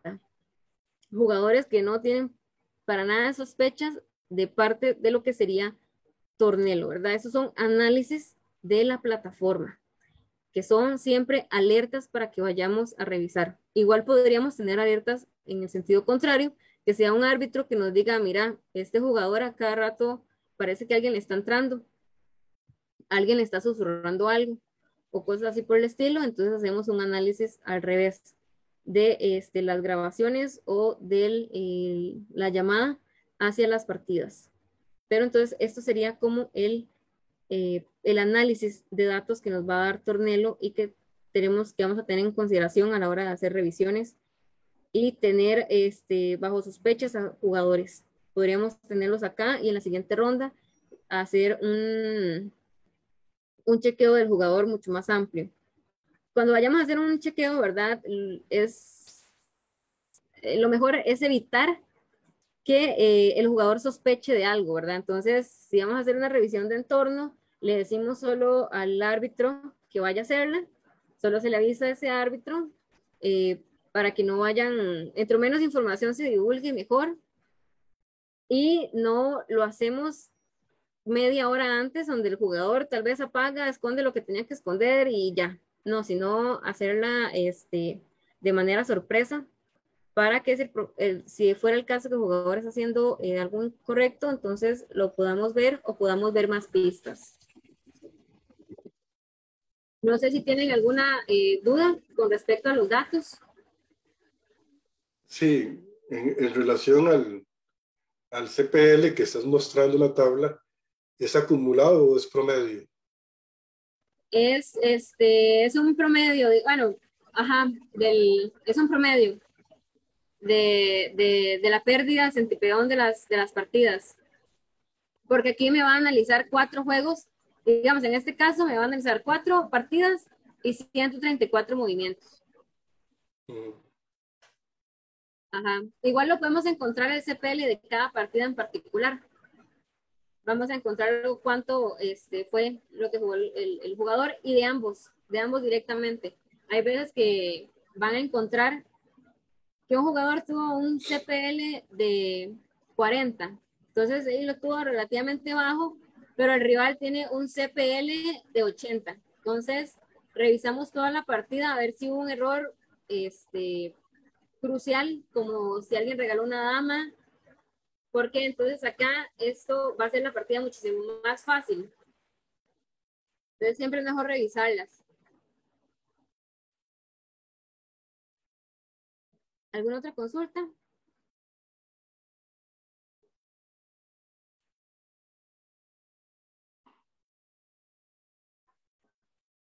Bueno, si no hay otra consulta, entonces seguimos a lo que son las medidas de fair play. Esto es de lo más importante en las llamadas y sedes, las medidas de fair play. Para un árbitro, esto es lo que tiene que estar acá atento siempre en la llamada. Hay que recordar siempre que las medidas de fair play van a proteger el desempeño de los jugadores en el torneo. Si yo a los jugadores les pido que me compartan la pantalla, que me pongan la cámara, que me pongan el video, es para protegerlos, porque entonces yo ya sé que ellos siempre están enfrente de la cámara. Si siempre están viendo frente a la computadora, entonces siempre están ahí viendo. El audio me va a decir que no hay nadie más. La pantalla compartida va a decir sí, él siempre está ahí jugando, igual que todas las otras revisiones. Entonces eso siempre va a ser para proteger el desempeño de los jugadores en el torneo. Las medidas de fair play no solo van a tener sospechosos y y llegar y hacerles un proceso de fair play, sino que también va a proteger el desempeño de todos los otros jugadores en el torneo. Entonces, eso es muy importante que lo sepamos, ¿verdad? Protegen el desempeño. Elementos básicos como árbitros en la llamada. ¿Qué va a hacer nuestra labor? Bueno, tenemos el video, el audio, las pantallas compartidas y las revisiones que vayamos a hacer. Estos son fundamentales. El audio y el video, hay que revisar que siempre estén encendidos mientras que se mantengan jugando. Siempre que estén en la partida tienen que tenerlo encendido todo el tiempo. Los árbitros van a revisar constantemente los audios y los videos de los jugadores que estén de manera correcta y encendidos durante toda la partida. Acá es importante ver, ¿verdad?, que un jugador no se vaya a acercar demasiado, porque si no, entonces no lo vamos a ver. O si apaga el audio, ¿verdad?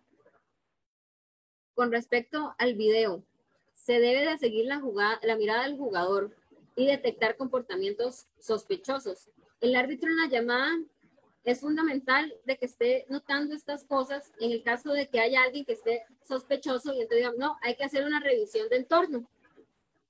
Y entonces eso se hace en el momento. Igual se pueden hacer posteriormente para la siguiente ronda o algo por el estilo, pero el árbitro tiene que estar pendiente de estas situaciones. Y vamos a tener que ver el rostro y por lo menos los hombros del jugador. Hay jugadores como ahí que se acercan mucho o se van y se acuestan y ya no sabemos si están o no están o se están viendo para algún otro lado. Entonces eso es importante. Cuando se detecta un jugador que se recostó y ya no se ve, se me le llama la atención por tornelo para que siempre esté visible. Es cansado, pero esto protege mucho a los jugadores si los vemos todo el tiempo. Con los audios debemos estar atentos para percibir sonidos sospechosos de un jugador. Hay sonidos que en Zoom no detectan dónde provienen. Hay sonidos que no se saben de dónde están, entonces hay que estar atentos. Y es mejor estar revisando en participantes. En participantes es más fácil que yo vea un micrófono moviéndose. Entonces yo veo que el micrófono mueve y mueve y baja y mueve. Pero porque, digamos, si seguimos el marquito verde que pasa a veces acá en Zoom, va a detectar el último movimiento, el último sonido, pero no necesariamente es el sonido que andamos buscando o el sonido más fuerte. Es bastante aleatorio, entonces es mejor siempre revisar en participantes el sonido que estamos buscando. Pero es muy importante estar consciente de los audios de todos los jugadores. Con respecto a las pantallas compartidas, bueno, hay que fijarse que estén compartiendo el escritorio. Ellos tienen que compartir el escritorio para poder ver y hay que estar pasándolas constantemente para revisar que esté todo el tiempo compartido. Ya sabemos que se puede cambiar de pantalla, entonces los árbitros tienen que estar muy atentos en revisar pantalla y pantalla y pantalla y pantalla, que estemos bien. Y revisar que solo esté abierto la plataforma de videoconferencia y la plataforma de juego. A veces pueden tener abierto también el administrador de tareas, pero entonces ya reconocer que él es el administrador de tareas. Acá es importante seguir el mouse a través del tablero. Es muy difícil que un bot pueda mover un mouse. Entonces estamos viendo que el jugador es el que está moviendo, además de poder ver que el jugador no esté viendo la partida, ¿verdad? Que alguien más esté jugando por él, sino así nos fijamos que sea el jugador que esté jugando.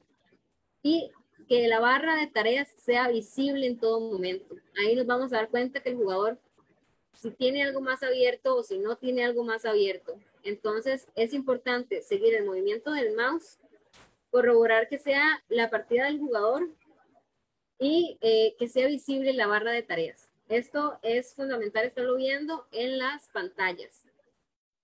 Con las revisiones, bueno, tenemos la revisión del administrador de tareas. Esta nos va a permitir detectar programas en segundo plano o bots, ¿verdad? Que son los bots que juegan por nosotros en las partidas. Hay programas en segundo plano acá como la de Teams. La de Teams no cierra. Entonces no la van a poder, digamos, un niño, que los niños son los que están en Teams en el MEP, la van a tener ahí abierta. La van a cerrar Y cuando les pidan al administrador de tareas, ahí va a seguir el programa de Teams. Ahí va a seguir porque siguen funcionando en segundo plano. Entonces, si estamos jugando un torneo híbrido, lo mejor es ir a cada computadora de cada jugador y desactivar estas herramientas directamente del administrador de tareas. Entonces se selecciona y se finaliza.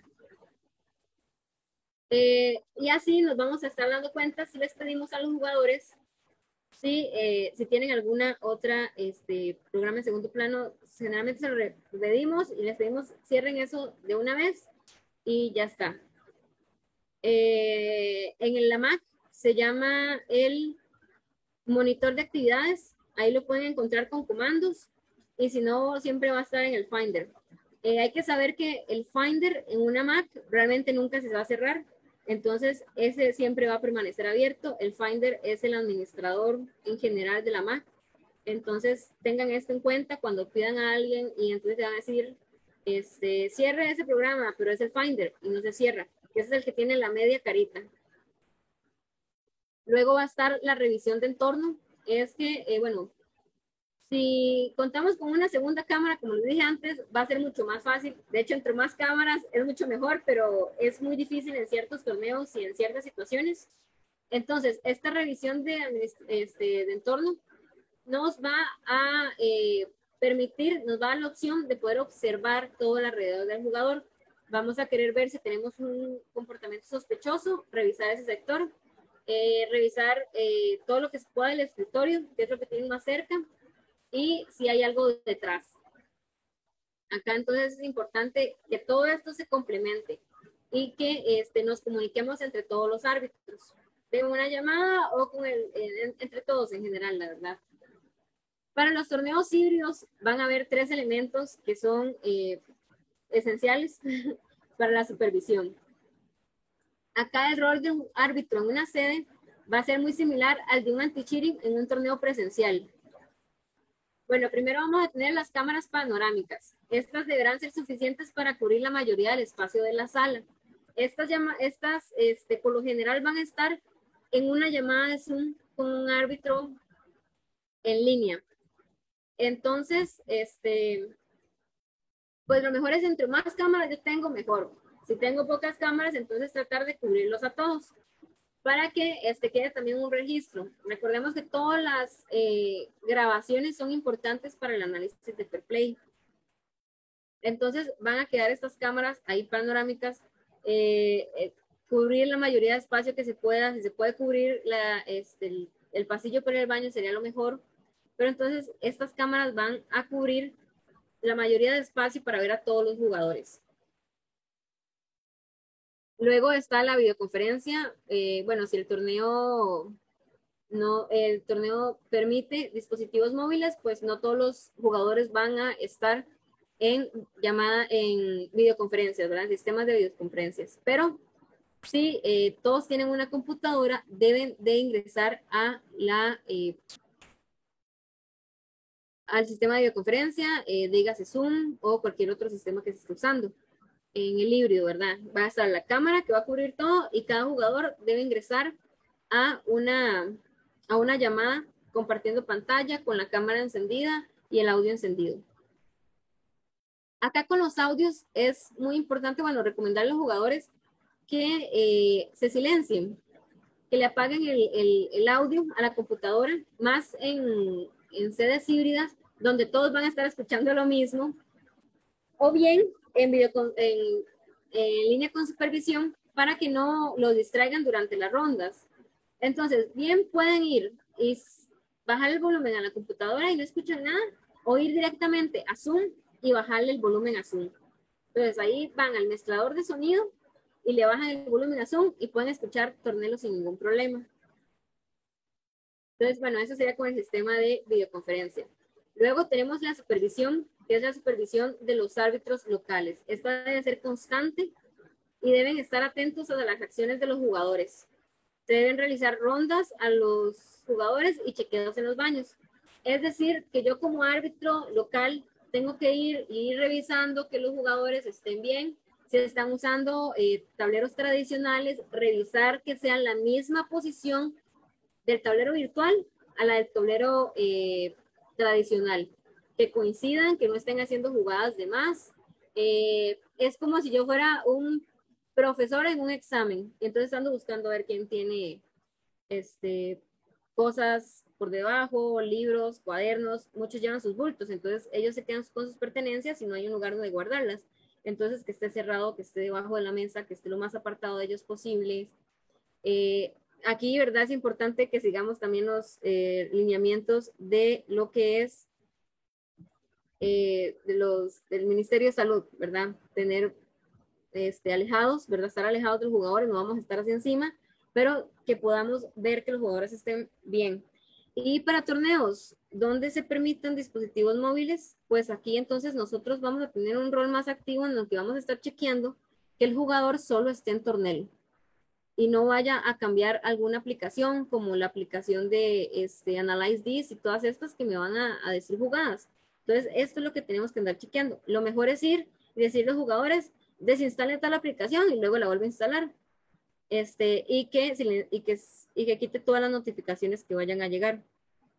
No puede quitar el internet, ¿verdad? Porque tiene que estar en torneo, pero sí que hacerlo lo mejor posible. Recordarle que eso es para proteger el rendimiento de él. Entonces, si él desinstala WhatsApp y todas estas aplicaciones, si alguien hace un reclamo, bueno, por lo menos el jugador puede llegar y decir, yo no tengo esto. Entonces, el jugador tiene que ser consciente que todos los lineamientos que le vamos a presentar son para proteger lo que sería el rendimiento de cada uno. De hecho, en las computadoras, lo mejor es que quiten de la barra de tareas todas las aplicaciones que no sean el navegador y Zoom, para que no tengan ningún problema a la hora de que un árbitro vea que si está abierta, que si no está abierta, es mejor que las quiten de la barra.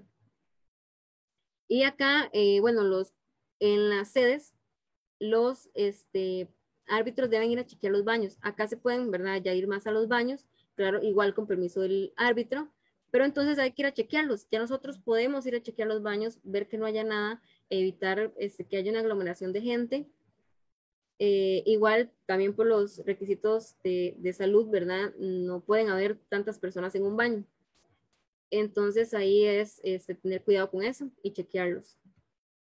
No sé si hay alguna pregunta o vamos directamente a lo que serían las bitácoras de árbitros.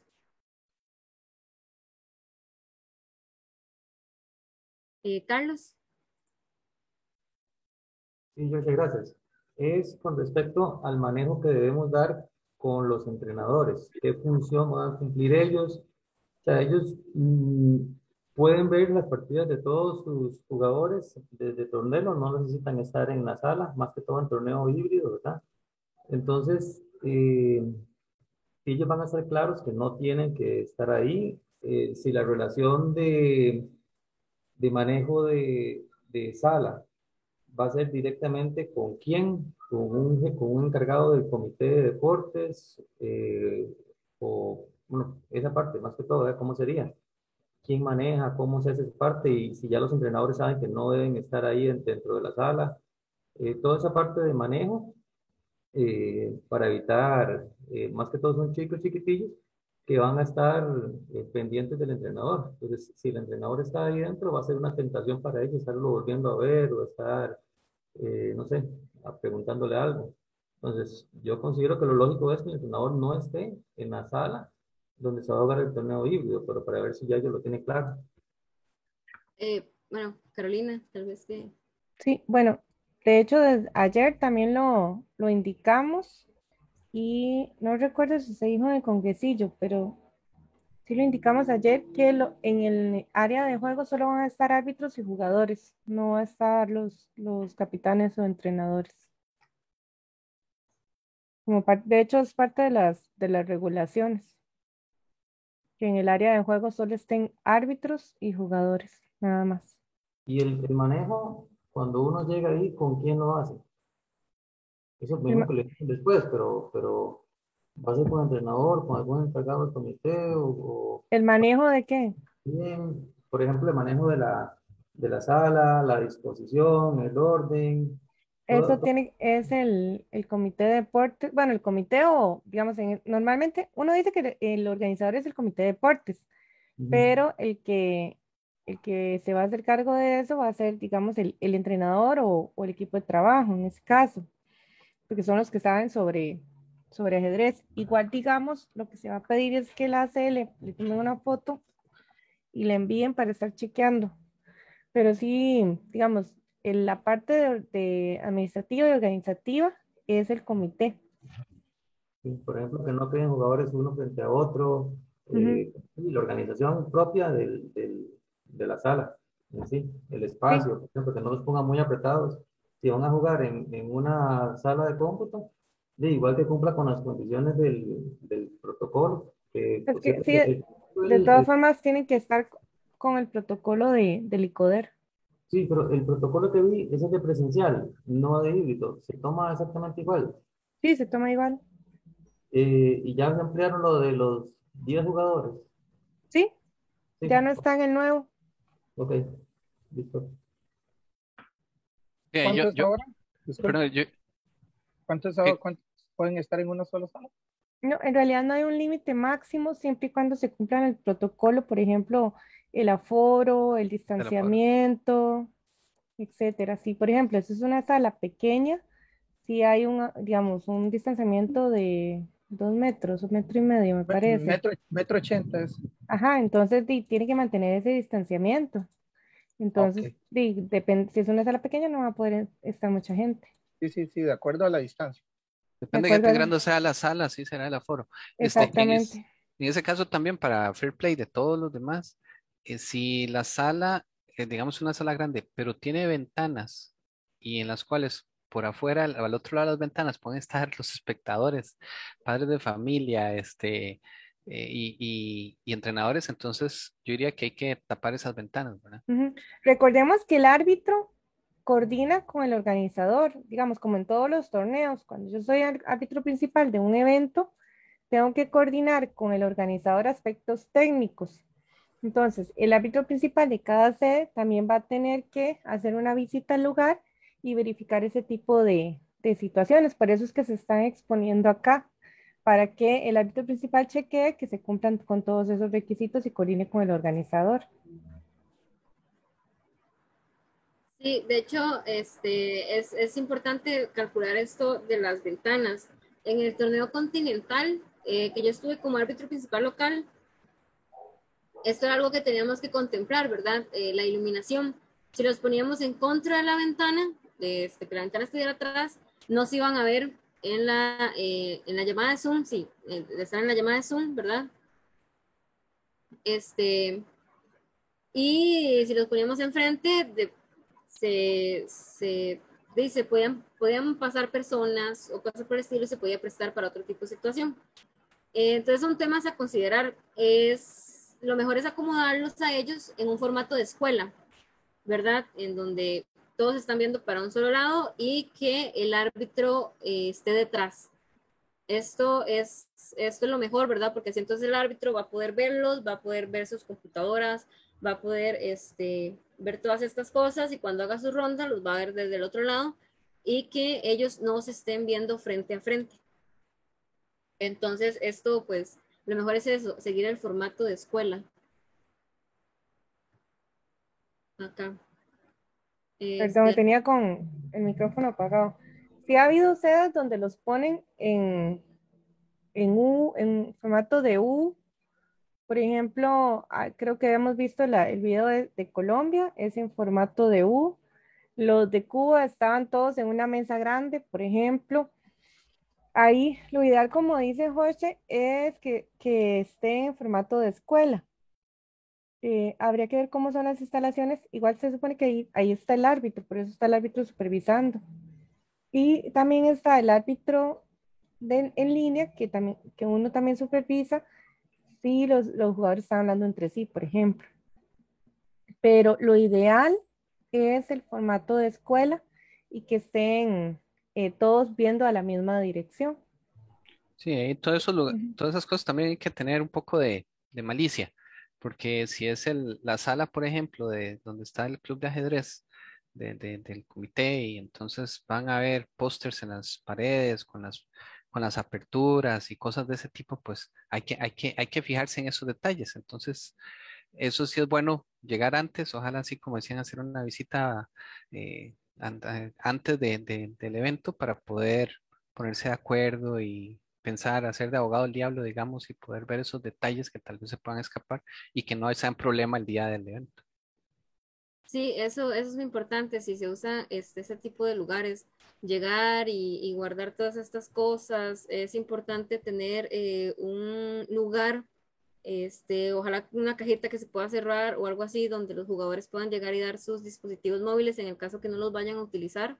Pero si un jugador llega con una computadora, entonces tiene el celular, pues dejárselo al árbitro.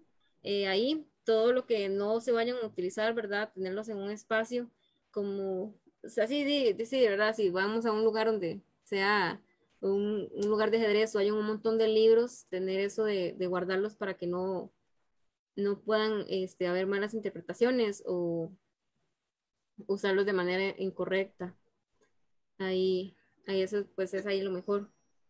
Solo una cosa ahí, porque de lo que dijo antes, creo que Carlos, las ventanas y afuera el público, eh, recordemos que el protocolo dice explícitamente que es sin público. O sea, los papás o cualquier persona que no esté relacionada con la organización tiene que llegar, dejar el carajillo y mucho gusto, ¿verdad? Pues el entrenador podrá estar afuera, si hay gente del comité o una cosa así, pero público no debe haber. Y tenemos que insistir en eso, ¿verdad? Porque, porque es parte del protocolo por el COVID, ¿verdad?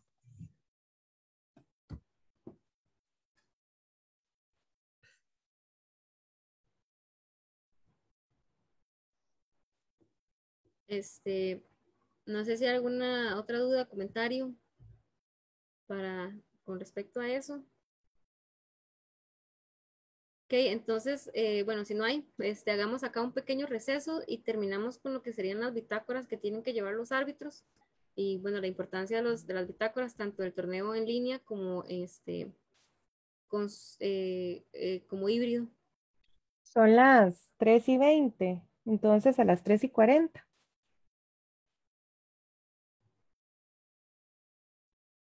Listo, nos vemos. De acuerdo. Ok. Ahí la grabación. Ah, sí.